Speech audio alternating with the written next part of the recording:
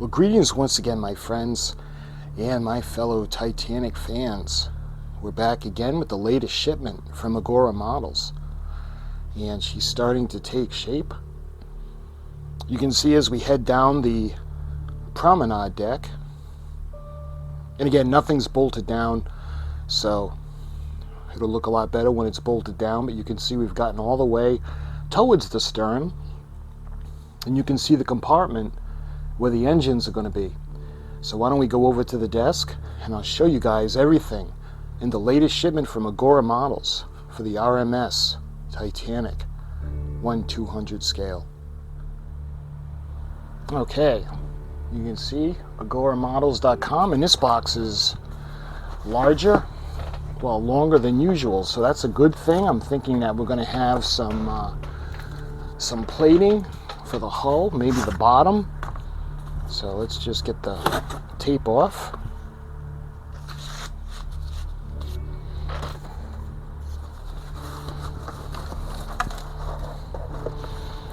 You can see AGORA Models. And then we've got the usual packing paper. So let me put this to the side a little bit and we'll take everything out. Okay, so we've got issues number 104, 103, 102, 101, 100, and finally 99. So we broke 100. We're already going to be up to 104. So the magazines are a little bent. Let's get them back the right way. And let's go through the magazines. You see we've got the beautiful model of the ship. First thing we see is the Titanic, the ship, the legend. We got issue 99. We got the instructions in the 20th century. And you can see what's coming up in the next section. We got more hull. So we go into the sinking of the Lusitania. You can see that awesome picture. The Lusitania was sunk off the coast of Ireland in May of 1915. Many people had theories of what might have caused the second fatal explosion. This image shows the moment when Lusitania was struck by torpedoes that were launched from a German U-boat U-20 submarine off Kinsale Head, Ireland.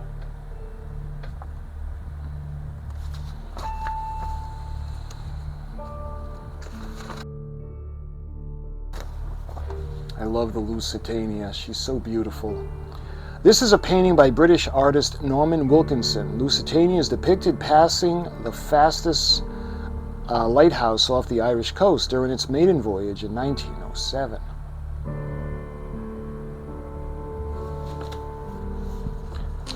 This is William T. Turner. Joined the Cunard Line in 1878 as fourth officer.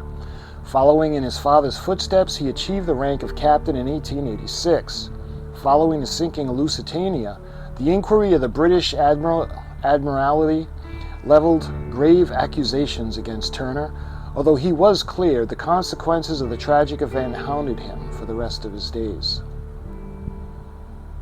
It's not his fault, it's the Germans' fault for sinking her. You see another beautiful illustration of the boat deck. See the portholes open. That is Lusitania's command deck with lifeboats stowed along the railings ready to be lowered. And this photograph shows the men involved in rescue of survivors from the sinking of Lusitania drag one of the ship's lifeboats to the beach. Look at that.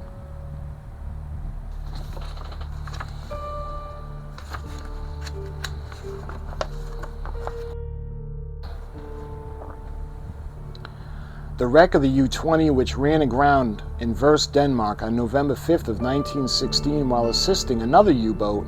Since all attempts to recover it were in vain, his commander ordered a torpedo that should be exploded in the bow to avoid the U-boat falling into enemy hands.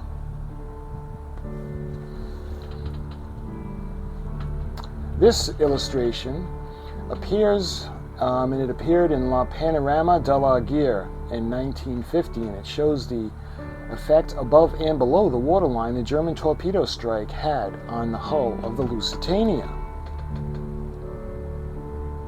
It's just amazing.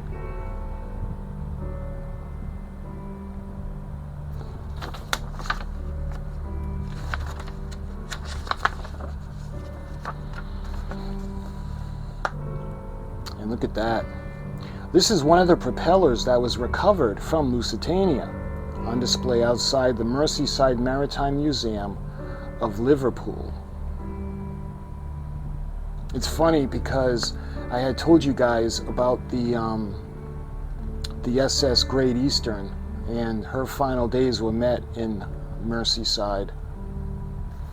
Okay, now we go on to the build section, and we have the hull, the starboard side, and this is pretty straightforward.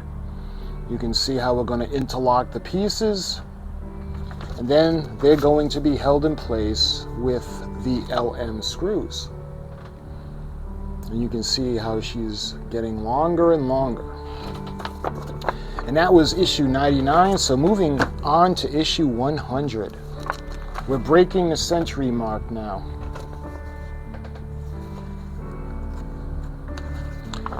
So in this issue, we have the 20th century, and we have the instructions, and you can see what's coming up in the next one. Model support parts for the electric cable and screws.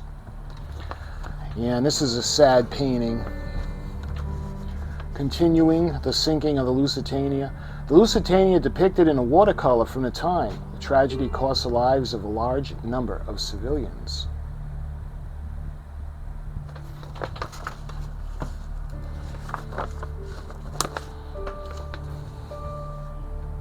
Look at that.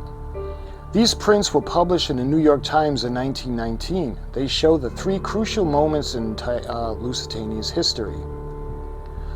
The liner depicted in all its original splendor. The moment the liner sank after being hit by the German torpedo. And the funerals of the victims being held at local cemeteries in Queenstown, Ireland. And this photo shows the passengers enjoying a stroll on the deck of Lusitania during a crossing in 1908. At that time, nobody could have imagined that the jewel, the crown of the Cunard Line fleet, would meet such a brutal end.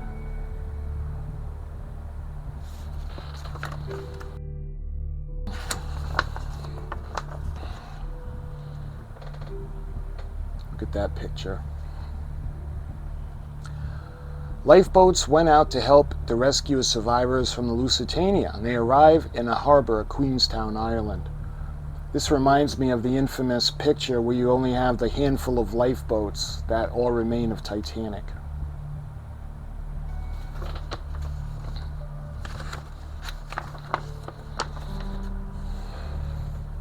You can see the illustration from 1915 that appeared in a British satirical review. Punch sees the Britannia appealing to America to intervene in World War I following the sinking of the Lusitania. This is divers prepare to explore the Lusitania in 1935. One wears the heavy diving suit that will allow him to descend to the depth of 300 feet to observe the wreck of the Cunard liner.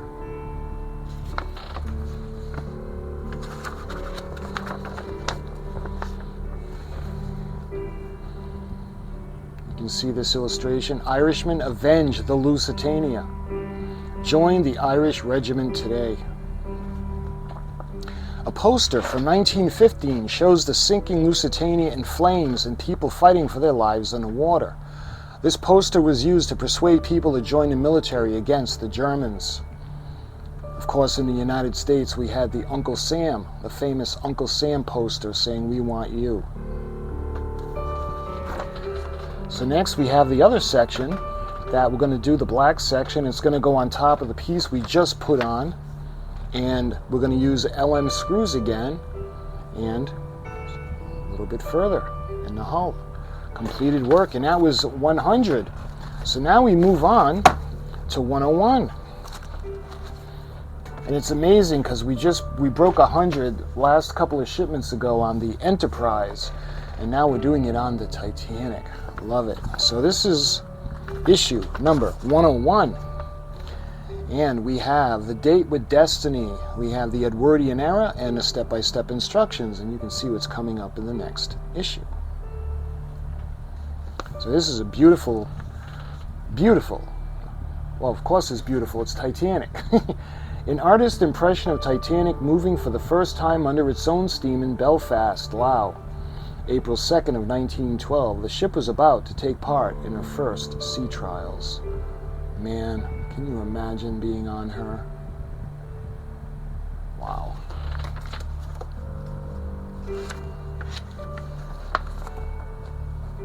Man, I love this. This has got to be some kind of movie. Look at that picture. This is beautiful.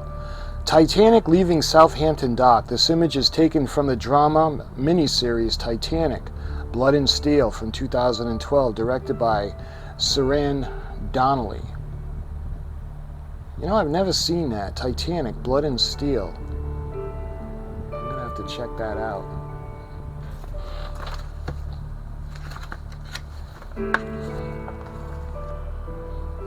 Look at, I love things like this. An ad in the New York Times of April 10th of 1912. A White Star poster to the right promoting the return voyage of Titanic from New York to Europe. A crossing that would never take place due to the disaster on April 14th of 1912. And of course she would sink on April 15th.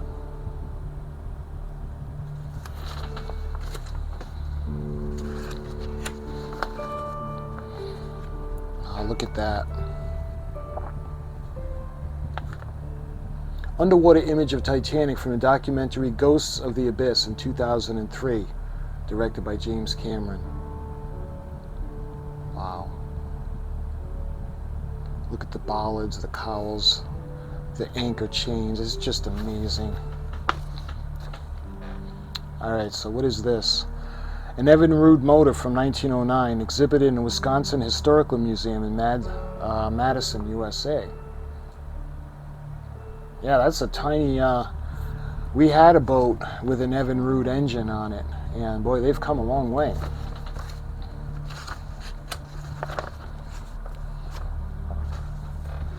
The Evinrude motorboat. Onto the instructions. So we get the first support. So we get the support. You can see there's a jack over there, and it looks like a plug and play. You can see where it's going to go in, and it's going to be held in place. And then we're going to actually screw it, or we're going to put a washer. And then you can see how this is going to close. So you see the jack that's going to go in. I'm not sure if the ship is going to rest on that or how that's going to work. But electric terminal has been fitted into the first support for your model. And that was 101. Going on to 102.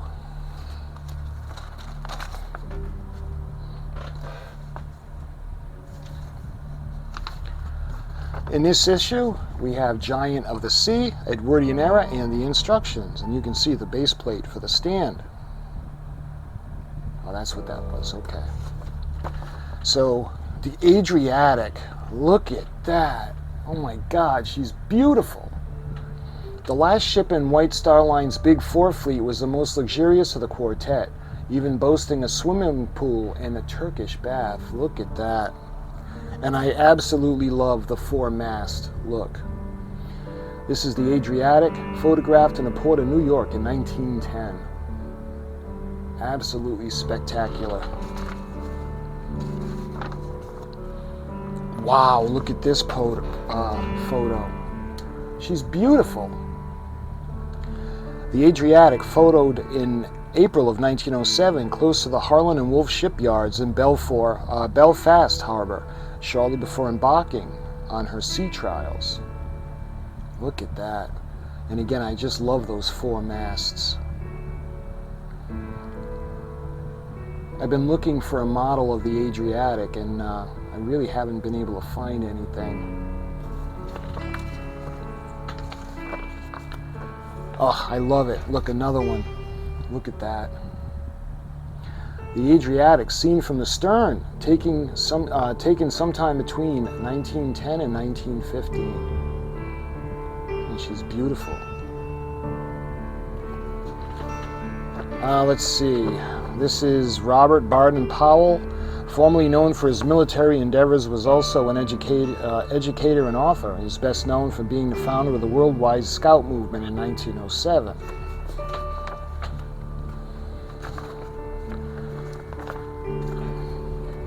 And it goes into more of the Boy Scout. Let's see. Photo of a Canadian Girl Guides photographed at their camp around 1913. The Scout stuff.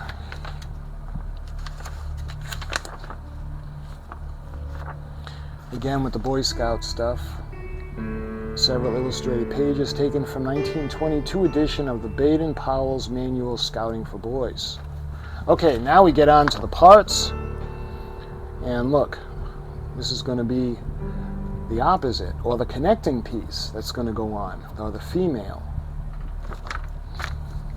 And you can see how that's going to be held in place. So you can see this has got the female and that side has the male. So it'd be interesting to see where these are going to go in. And that was number 102. On to 103.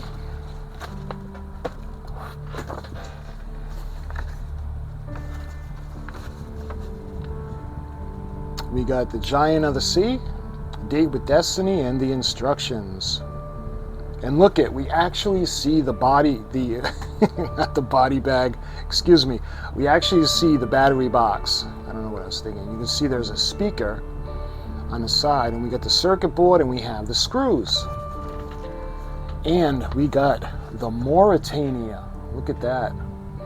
The great lineup Mauritania on the Mersey River, which flows into the Bay of Liverpool. These oil paintings, this oil painting is from 1907. The British painter Frank Thomas Copnall. Look at that, she's beautiful.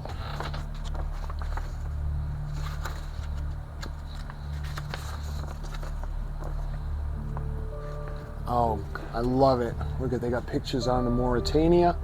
These are passengers. They watch a group of children enjoying games. And this is June from 1911. And let's see, this is the Cunard liner. This is a third-class ticket to New York on Mauritania from 1913. And you can see Mauritania, she's dressed out in her dazzle camouflage. I love it when they do that. She looks awesome. I love the way Olympic looked, same way. And look at that. This is a beautiful illustration. Cunard line promotional brochure for Mauritania from 1930. Man, would I love to get my hands on that.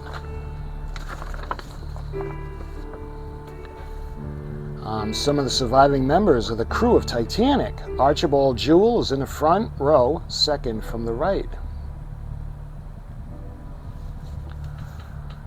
And look at this beautiful picture. This is the Britannic, turned into a hospital ship during World War I. She's gorgeous. Absolutely spectacular ship. And this is the destroyer, R.M.S. Scourge, rescued several crew members of Britannic, which sank on November 21st of 1916 after striking a mine. It's another disaster that never should have happened. And look, now we assemble the stand. This is so cool. So this is kind of like the base. So this is what I was thinking was going to be the bottom of the hull. It's actually going to be the base. But it's still pretty cool. I mean, this is showing progress. You can see the cable channel and what it's going to look like. She's getting close, my friends. She's getting close. I'm going to have to check to see how many shipments we actually have left for this build. So this is 104. So we've got Giant of the Sea, the 20th century, and the instructions. And you can see, and next time we actually have the battery box cover, the speaker, a speaker holder, plus a range of screws. And who's this lovely lady right here? This is the Arabic from the White Star line. Although not the largest or fastest ship in the White Star fleet, the Arabic was a popular ship with passengers crossing the Atlantic, and this photograph is from 1905. You can tell with her, she's a little smaller. She's got one smokestack, but she still has the 4 masts. Ooh, look at this picture. That's beautiful. The Arabic moored at port of New York in a photograph taken several months before the ship's final voyage in August of 1915. And her captain was Captain Finch.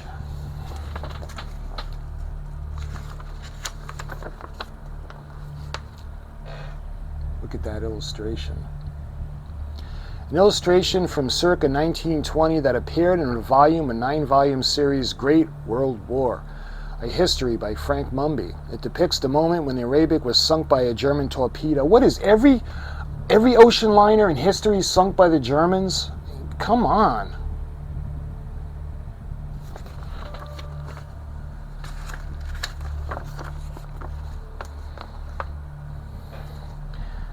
This is the lighthouse at Old Head in Kinsale County, Western Ireland. Of course, Lusitania is sunk over there. This is the UC-1 type U-boat from 1915.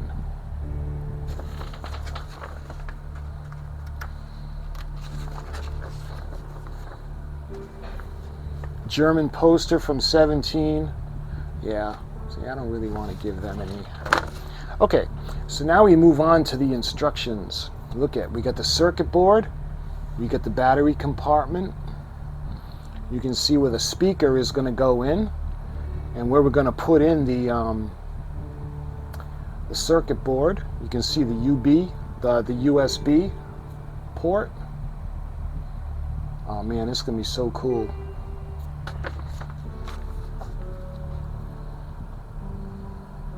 So this is going to have, let's see, 1, 2, 3, 4, 5, 6 batteries. So at 1.5, let's see, 3, maybe about, so the whole thing will be about 9 volts. You can see the finished box. That's really cool. And that is 104. So that was all of the magazines. So what we're going to do now is we're going to take a look at the actual issues. We're going to start with 99. All right. Here's issue 99.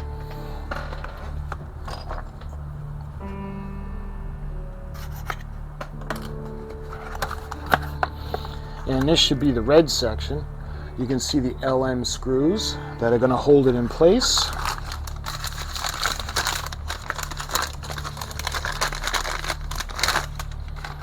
And this is R12. You can see it's looking like this is going to be the starboard side, where the housing for the propeller shaft is going to be.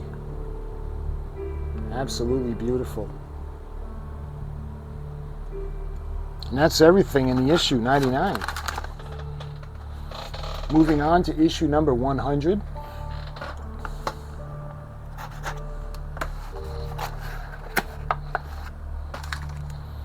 We got more of the LM screws. And we got the bottom section, or above the waterline, excuse me, the top section.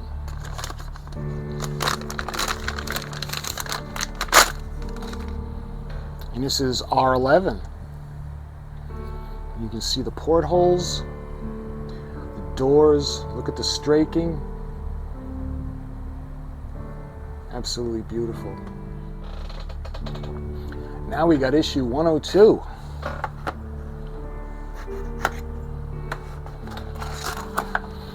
And we got the electronics now. We got the jack. This looks like a 1/8 inch jack. or a 1/4 inch. No, I don't think it's not a 1/4 inch, but we got the jack, we got the male, and you can see where the lead is going to go into the circuit board, and we have some AP screws. And what's in here?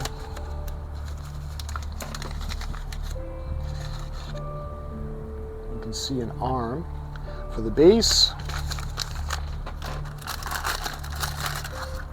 And lastly, you can see where the pieces are going to come out, and this is what the base is going to rest on. So this is pretty cool. And that's everything that's in 101. Now we go to issue number 102.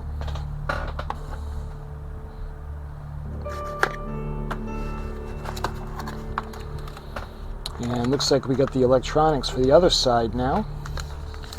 This feels like this could be the circuit board.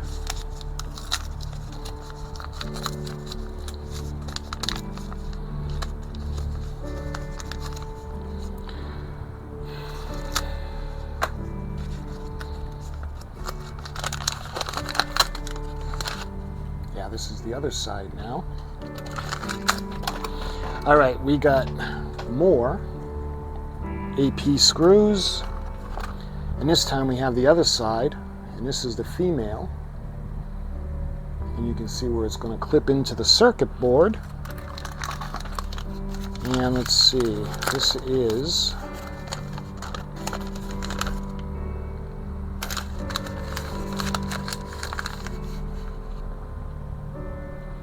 these are the screws, and these screws feel kind of, I don't know if they're plastic or not, but they're in a paper bag instead of the plastic bag, and this is probably the other side of the base. Yep. And you can see there are no leads that are going to come out of this section, and this is solid. So now we got issue 103, and this is the large one.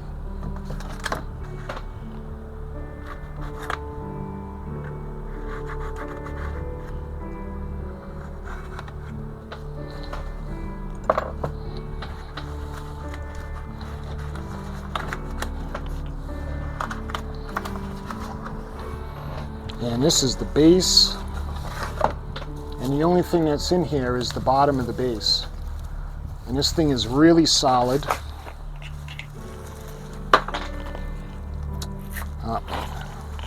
See how it's got plastic corners to protect it? So we'll take these off, and I'll show you guys the base. It's got the tissue paper that's going to protect it.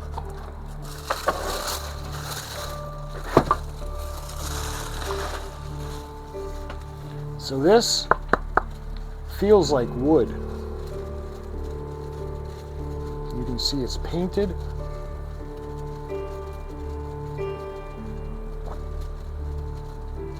And if it looks big, it is. Remember, this she's in 1/200 scale, so she's going to be a big girl.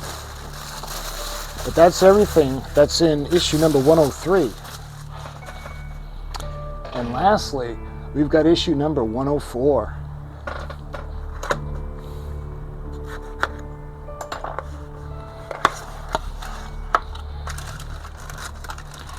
So let's see, we got, what's in here?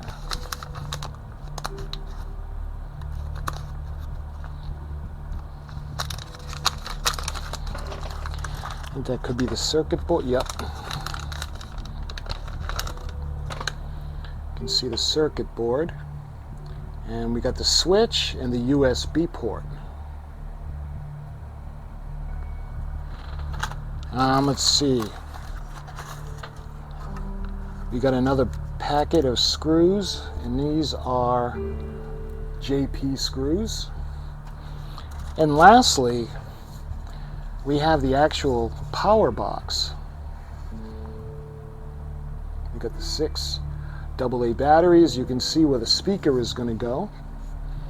and you can see where the power is going to come from to power up the circuit board. So this is pretty wild. I like how the whole thing is going to run off the battery pack, whereas the Enterprise we're doing from Fan Home is we got separate switches all over the ship to put it on in sections. So I'm thinking this is going to be powered by this source. And that's everything in issue number 104. And that, my friends, was everything in this shipment from Agora Models for Build the Titanic. I mean, this is really great. We broke 100 issues. So we got issue number 99, 100, 101, 102, 103, and 104 in this shipment. And we're doing a little more the other side of the port side of the hull, and we're doing the base. So that's she's really going to start to take shape, and we're going to actually have a power source now where we can plug her in. So my friends, I do this unboxing to show you guys everything that's in this shipment. I've been doing it all the way back to shipment number 1. The next video that I'm going to do is we're going to be doing the build. And I'm not going to go over anything that it comes with, only because it's just for the build, and that's what this video is for. So my friends, thank you so much for watching, and until the build video comes out, I'll talk to you soon.